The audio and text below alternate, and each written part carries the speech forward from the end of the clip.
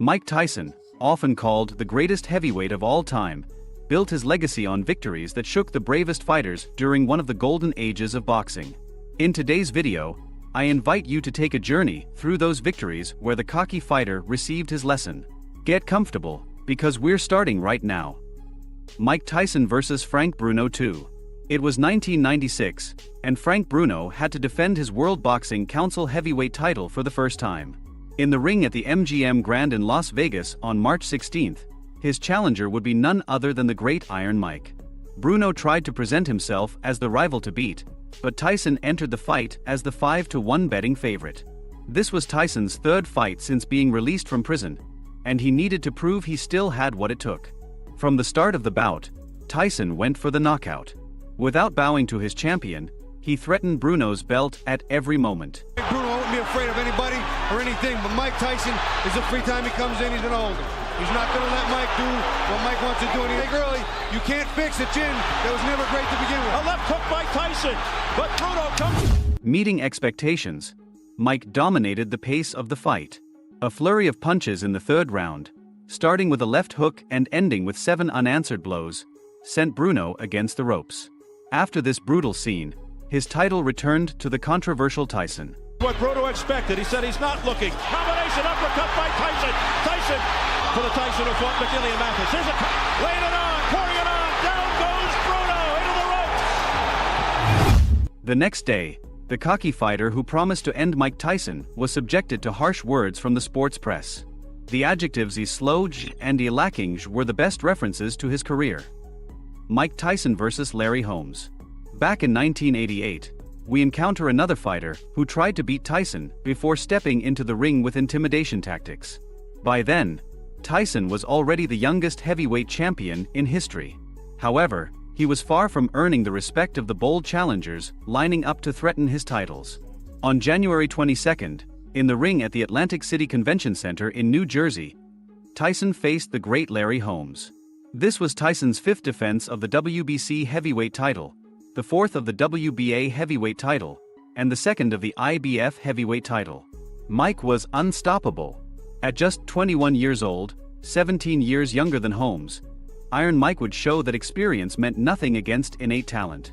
Tyson knocked Holmes down 3 times during the 4th round before referee Joe Cortez stopped the fight 5 seconds before the round ended.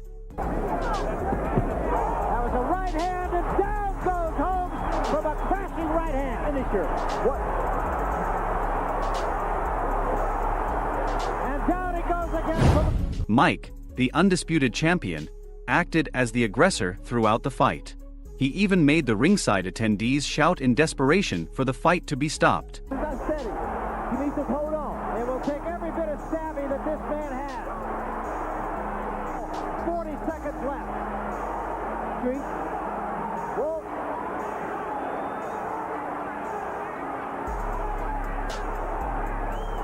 After a true massacre in the ring, a right hand from Tyson stopped any life impulse from Holmes. Huge right hand. That should be it. Be careful because that's Tyson. And down goes Holmes, and that's going to be it. It's over. That's all. As soon as Holmes fell on his back, Cortez signaled the end of the fight. In a post-fight interview, Cortez mentioned, "I just felt I didn't have to bother counting." Holmes, who entered the ring under the promise of dethroning Tyson, ended up not fighting for 3 years after this devastating defeat. All that time to recover. Mike Tyson vs. Donnie Long. If as an undisputed champion, Mike had to withstand the disrespect of his adversaries, imagine at the beginning of his career. From his debut, with his good streak of victories, candidates started lining up for Tyson, each representing a greater challenge. After his 8th knockout victory, the one expected to give him a harsh reality check and stop his rise was none other than Donnie Long. The match was scheduled for October 9, 1985, at the Trump Casino Hotel in Atlantic City. Originally, it was supposed to be Tyson's first professional 8-round fight, but it had to be reduced to 6 due to television time constraints. Regardless, the great Iron Mike showed he didn't need much time to keep leaving his mark in the golden history of boxing. When the fight resumed, Tyson advanced and unleashed a barrage that made Long fall to his knees just past the 1-minute mark. Once again, he was on his feet by the count of 2. Rule not being in effect, without even starting the safety count, referee Frank Cappuccino signaled the end of the fight. After this incredible knockout, Tyson sent a kiss to the camera, inviting all those fighters who longed to take away his unbeaten status to join the list. He had vicious punches reserved for all of them. Mike Tyson vs. Tony Tubbs. Let's go back to 1988. Before delivering the main course, I can't miss the opportunity to mention when Tyson stunned Tokyo with a sweeping victory. On March 21st, the youngest heavyweight champion in history arrived at the Tokyo Dome in Japan to defend his title against a new challenger. It was Tony Tubbs, who brought an impressive record of 25 victories, 16 by knockout, and only one loss. This was the second heavyweight title fight in Japan, and the locals were eager to see a live massacre. By the merits Tyson had already claimed with the strength of his fists, he was already immensely popular in Japan. In the first round, Tubbs could exchange blows with Tyson and mitigated the champion's attacks with jabs and quick combinations. However, the challenger seemed flabby. He rarely moved while fighting, and this is a big mistake when facing a knockout machine as lethal as Iron Mike.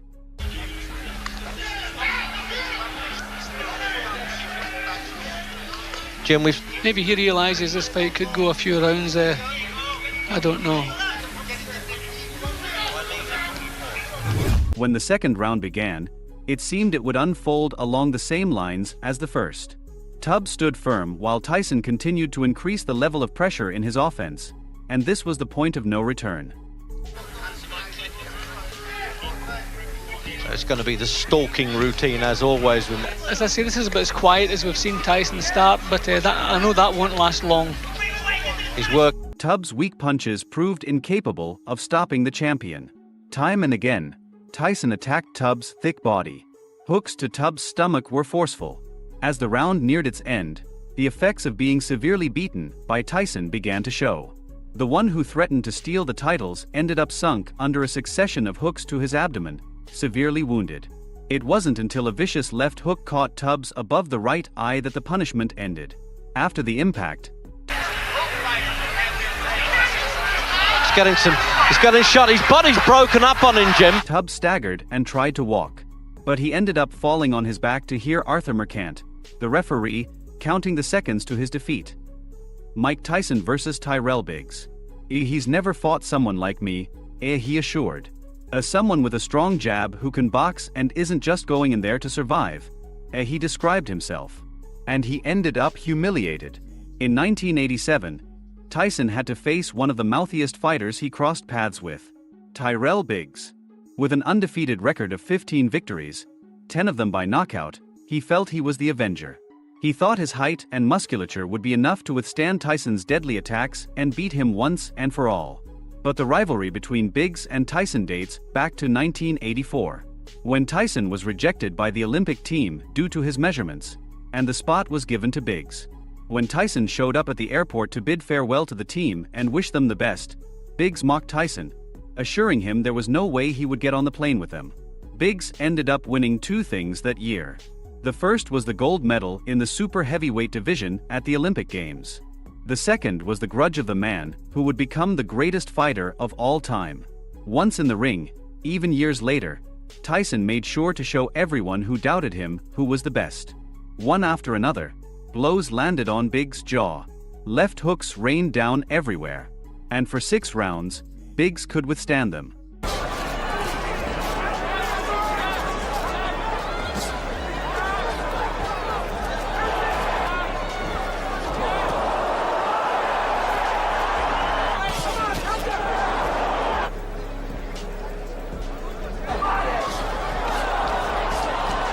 It was a true duel of titans.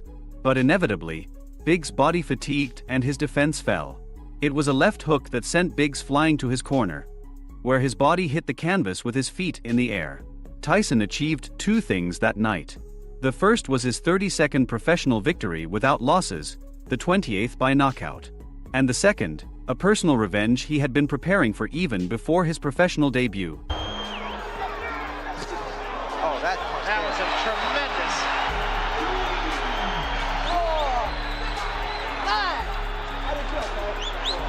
Gone right now. He has no legs at all. And about 10 seconds to go in a round. There's a left hand. If you've made it this far, thank you. Do you know of any other fights where Tyson frustrated his opponent's attempts at intimidation?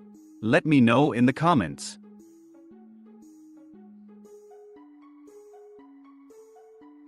The year is 1991, and Mike Tyson had already become a living legend just 6 years after making his professional boxing debut.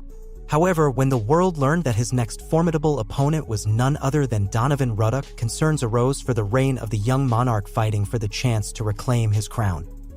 With a bit more experience and greater proportions, the Canadian could potentially halt the momentum propelling Tyson to glory. Welcome. In today's video, I bring you the first part of an unprecedented sports clash. What happens when you leave two deadly weapons to their own devices in no man's land? Find out by watching this video until the end. Never before had a heavyweight elimination fight been experienced like this. Anyone who had the fortune to witness this contest live could affirm. On March 18, 91, at the Mirage Hotel and Casino in Las Vegas, Nevada, the best of the best were tested as future title contenders. Tyson entered the fight as the #1 contender of the World Boxing Council, the World Boxing Association, and the International Boxing Federation. His professional record was 39 wins, claiming 35 of them by ruthless knockout, and one defeat that shattered the myth of invincibility but didn't necessarily make him a comfortable opponent in the ring. Ruddock entered the fight as the heavyweight contender #2 of the same organizations. With a professional record of 25 wins, achieving 18 of them by knockout, 1 loss and 1 draw, he seemed ready to take the position Tyson's powerful fists had claimed before. Accompanied by the legendary Richard Steele in the ring, the fight had its highly anticipated start. Tyson emerged from his corner with the aggression that characterized him, but for a change, he met the same attitude from his opponent. For a home run with an uppercut which missed. The big question, can Ruddock withstand the cut? It didn't take long for Ruddock to suffer a stumble that put Tyson in the lead. Filled with confidence, regardless of physical differences, Mike continued attacking Donovan, working for his victory from the first second. By the end of the round, the bout had turned into a close exchange of blows where Tyson set the pace.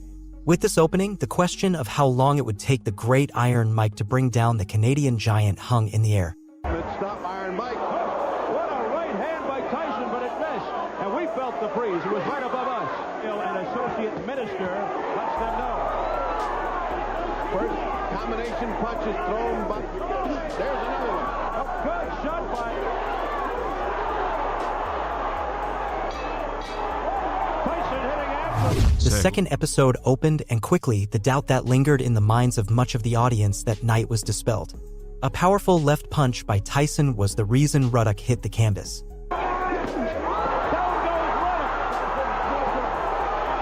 Getting up immediately, it was evident that not even he could believe what had happened. After receiving the mandatory 8 count from Steele, the fight resumed. Tyson, now with the confidence of the recent turn of events, turned into a beast that Donovan could barely withstand. With clinches, he bought as much time as he could to prevent his tragic fall to the canvas from having a sequel.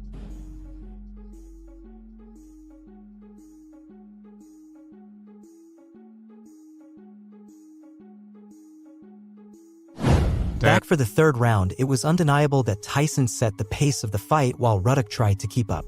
Mike fought in expert mode, and the one threatening to take his ranking had switched to survival mode. Take advantage. Never been in this kind of an atmosphere before, champ. But when you can't defend yourself against Tyson's ruthless punches, the outlook can only be dark. Eventually, Tyson's sadistic onslaught took effect, and the most anticipated sequel at the moment created a stir in the audience. Donovan Ruddock had fallen to the canvas for the second time. Again, a violent left punch by Tyson forced the Canadian giant to take a break. His face was a picture, it left him stunned. He just doesn't quite get there. There's a left by Ruddock, a left by Tyson, and down goes Ruddock. At the count of 4, he was already on his feet, and fortunately, at the count of 8, when he was ready to return to the fight, the bell rang, announcing the end of the round. Now, Ruddock was in serious trouble. Tyson forced Ruddock to receive a greater dose of his merciless punches, just starting the 4th round. He knew that bringing down a giant would take more work than he had been doing, but that wasn't a problem for a fighter with his performance in the ring. Mike Tyson having his way with right. Grown, that body shot sounded like like he hit a drum. Again, the crowd groans. Relentless attack by Tyson. Focused on nothing but securing his victory, he landed powerful punches on the body of a Donovan who already seemed exhausted, while he relied on his good footwork to dodge the majority of counterattacks. And Razor Ruddock. Come on, working it up. This scenario created a new question in the audience. Everyone was wondering how much longer the Canadian giant would resist facing Tyson. Tyson had become a predator by the time the 5th episode began. For Donovan, the fight was now a test of endurance. Fire going again. Steele warning. Oh. Without major attempts to attack, he was submissive to absorbing the fearless punches Tyson landed almost unopposed on his body. Was he waiting for the youngest heavyweight champion in history to tire out to launch a new phase of his strategy? If so, it seemed that the plan wasn't unfolding as he had structured it in his mind. Question is integrity or his honesty.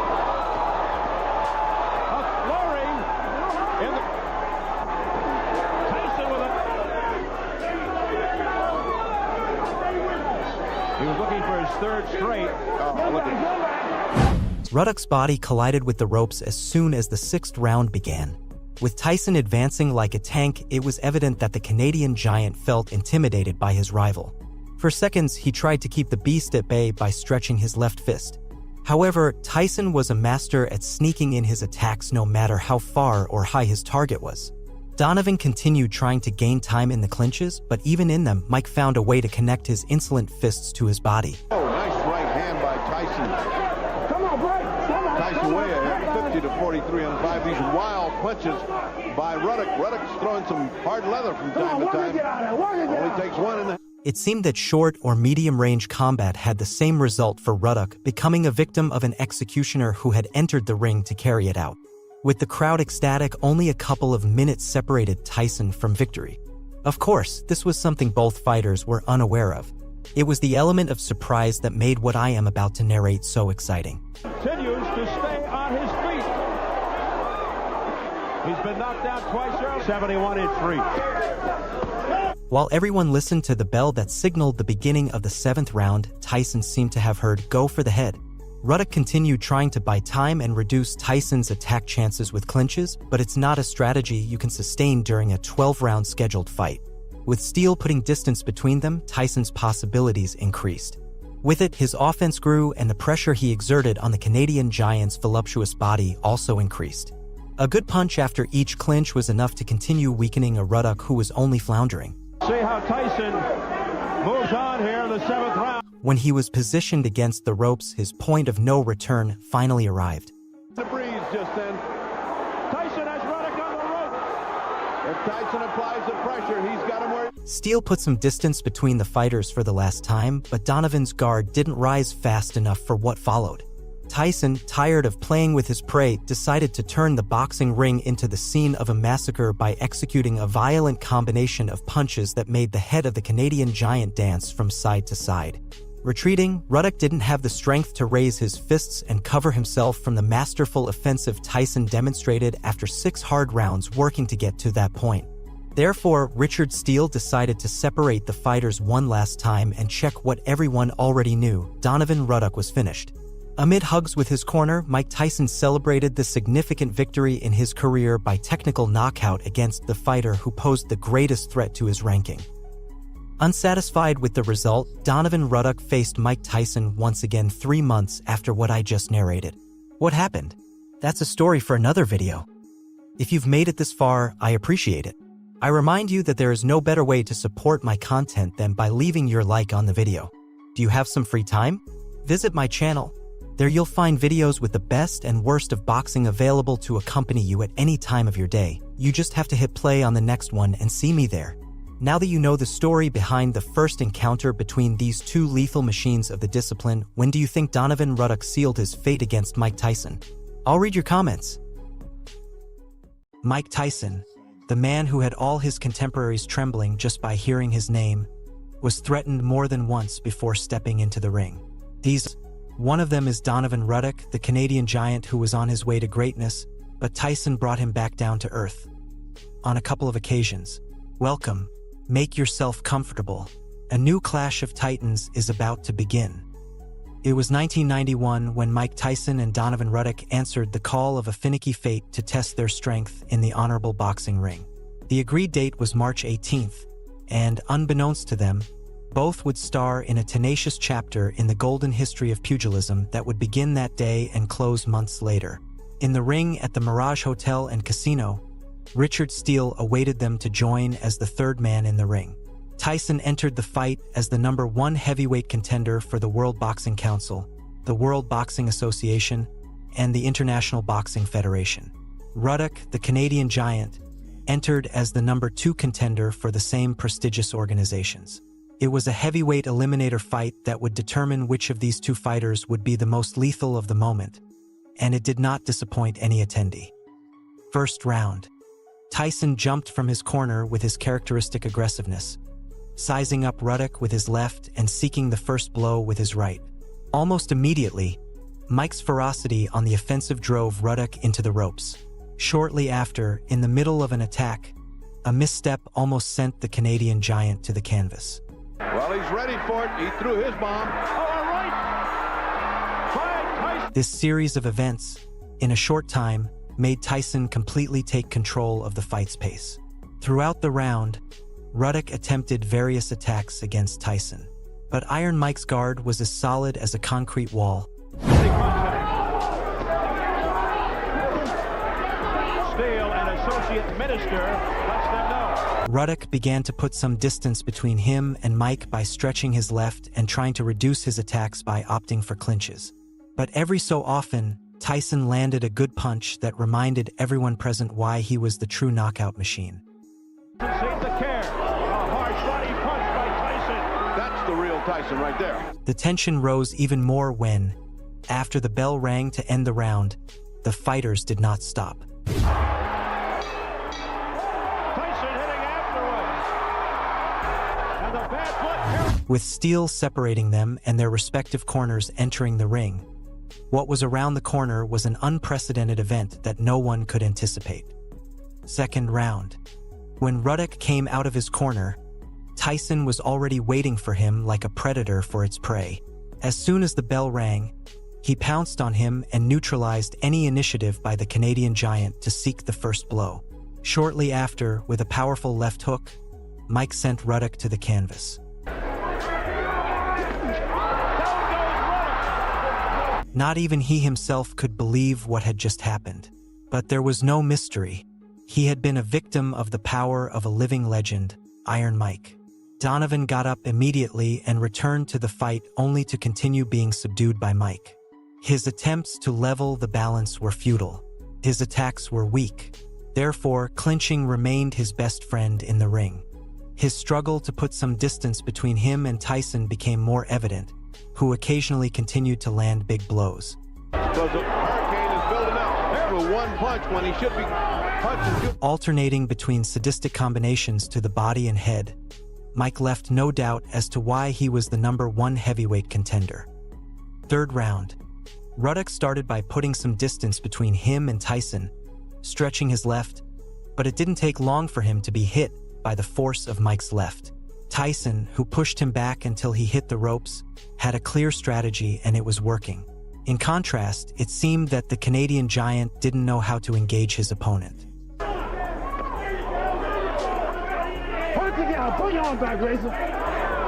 Even in the middle of the clinches Ruddock generated, Tyson delivered accurate body shots that shook his opponent's fighting spirit. His left hand was starring in the match, so it was only a matter of time before the unimaginable happened. Once again, during the last 20 seconds of the round, Ruddock opened his guard while attempting to attack Tyson with sloppy combinations. This sudden change in his stance gave Tyson the opportunity to score another knockdown. With less than 5 seconds remaining, Tyson's lethal left executed a second hook that made the Canadian giant wobble, ending up hitting the canvas on his back. He just doesn't quite get there.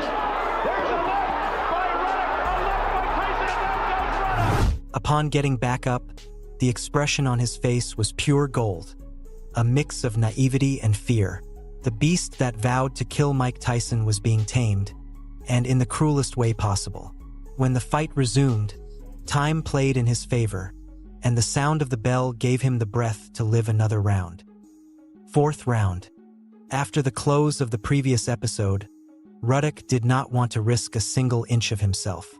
His left continued trying to mark distance from Tyson, retreating when he advanced until there was nothing but the ropes behind. When he got too close, the Canadian giant created a clinch to buy some time and reduce Mike's freedom to attack him. Occasionally, he threw a punch or two that seemed to go nowhere. As far as his feet go, not as far. It seems as if Tyson catches breath, looking for a second win here. He's forward. Tyson looking for that. That body shot sounded like he hit a drum. Again, the crowd groans. Relentless attack by Tyson. He only managed to land one last punch when the bell rang to end the round, and Tyson responded by ceasing fire. Oh, they hit after the bell once again. 5th round.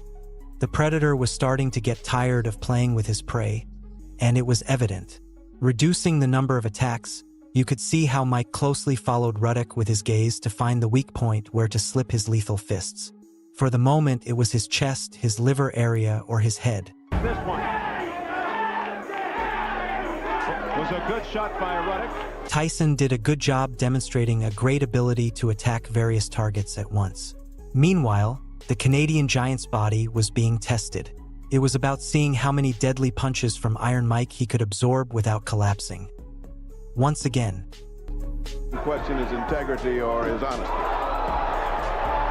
A flurry. 6th round. Ruddock backed into the ropes as soon as the round started. Tyson had tamed him, and he wasn't even trying to hide it anymore. Failing most of his attempts to attack, the Canadian giant was subjected to receiving punches 10 times more powerful on any valid corner of his body. At this point, the question was how much longer Donovan Ruddock would be able to withstand Mike Tyson in the ring. And the answer was just around the corner. Continues to stay on his feet. He's been knocked down twice. No, he's getting chopped down little by little. Whoa, nice right hand. 7th round. With Tyson dominating the first half of the 7th episode, for some reason Ruddock thought it would be a good idea to lower his guard to counterattack. In the center of the ring, this sudden change in posture gave Tyson the opportunity to unleash heavy artillery. With a couple of body shots, he guided the Canadian giant into his deadly trap, the ropes. Once there, the target was clear. He was going for the head. Steele tried to give Ruddock the chance to defend himself, putting some distance between them. But there was nothing to be done. Mike executed one last combination of punches that left Ruddock's head dancing on his body, unable to resist. Coming back. Now Tyson with a big left. Pretty good chins. Yeah, but Ruddock. All that could be seen was left-right until Steele had the mercy Tyson wouldn't show and stopped the fight.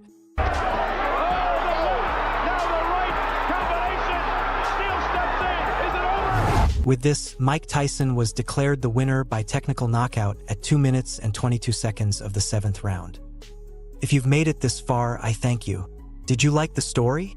Remember, the best way to support my content is by leaving a like on the video.